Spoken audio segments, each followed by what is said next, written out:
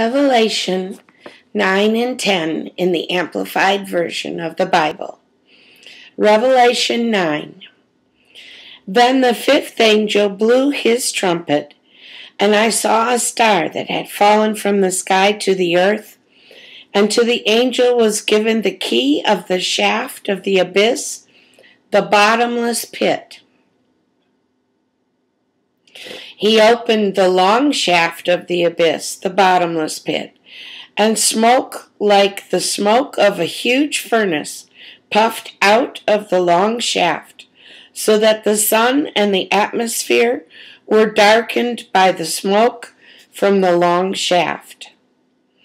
Then out of the smoke locusts came forth on the earth, and such power was granted them as the power of the earth's scorpions have. They were told not to injure the herbage of the earth, nor any green thing, nor any tree, but only to attack such human beings as do not have the seal, the mark of God, on their foreheads. They were not permitted to kill them, but to torment, distress, vex them for 5 months, and the pain caused them was like the torture of a scorpion when it stings a person. And in those days people will seek death and will not find it, and they will yearn to die, but death evades and flees from them. The locusts resembled horses equipped for battle. On their heads was something like golden crowns. Their faces resembled the faces of people. They had hair like the hair of women, and their teeth were like lions' teeth. Their breastplates, scales, resembled breastplates made of iron, and the whirring noise made by their wings was like the roar of a vast number of horse-drawn chariots going at full speed into battle. They have tails like scorpions, and they have stings, and in their tails lies their ability to hurt men for the 5 months. Over them, as king, they have the angel of the abyss, of the bottomless pit. In Hebrew, his name is Abaddon, destruction, but in Greek he is called Apollyon, destroyer.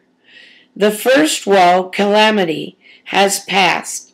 Behold, 2 others are yet to follow.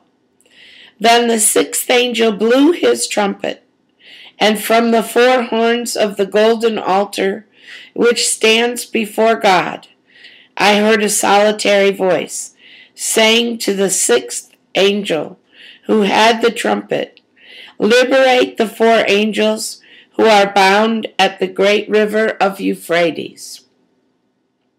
So the 4 angels who had been in readiness for that hour in the appointed day, month, and year were liberated to destroy 1/3 of mankind.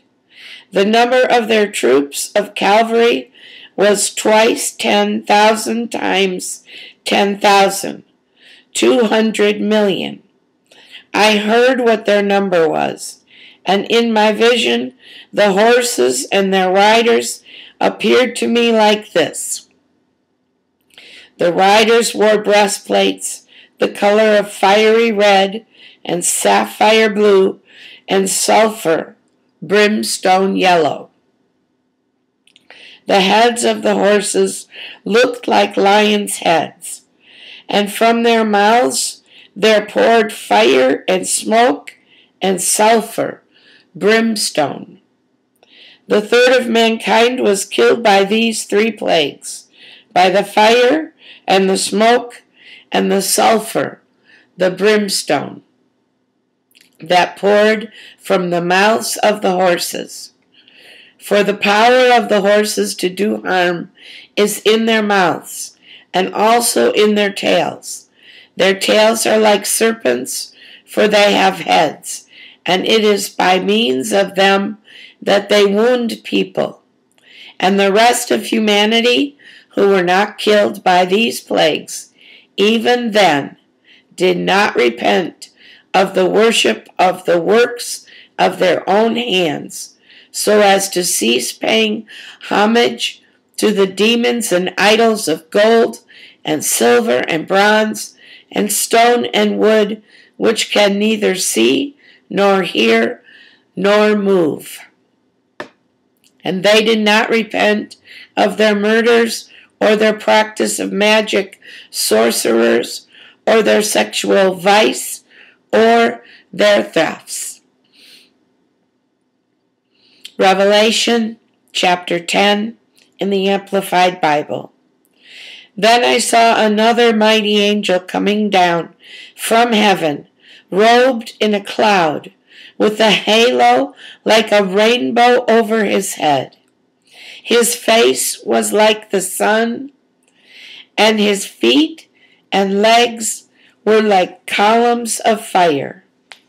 He had a little book, a scroll open in his hand. He set his right foot on the sea and his left foot on the land. And he shouted with a loud voice like the roaring of a lion. And when he had shouted, the seven thunders gave voice and uttered their message in distinct words.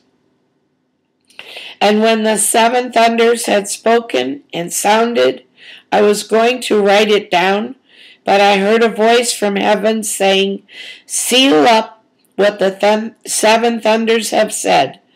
Do not write it down."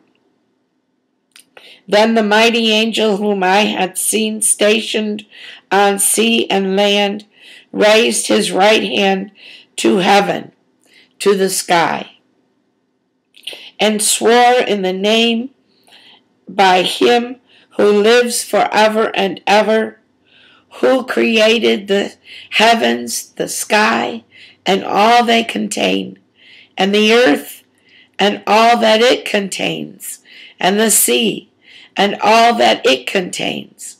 He swore that no more time should intervene, and there should be no more waiting or delay, but that when the days come when the trumpet call of the seventh angel is about to be sounded, then God's mystery, his secret design, his hidden purpose, as he had announced the glad tidings to his servant the prophets, should be fulfilled, accomplished, and completed.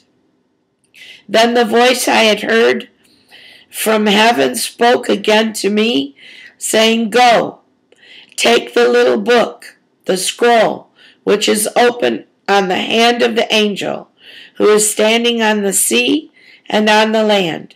So I went up to the angel and asked him to give me the little book. And he said to me, "Take it and eat it. It will embitter your stomach, though in your mouth it will be as sweet as honey." So I took the little book from the angel's hand and ate and swallowed it. It was as sweet as honey in my mouth, but once I had swallowed it, my stomach was embittered. Then they said to me, "You are to make a fresh prophecy concerning many peoples and nations and languages and kings." Here ends chapter 10 of Revelations in the Amplified Version.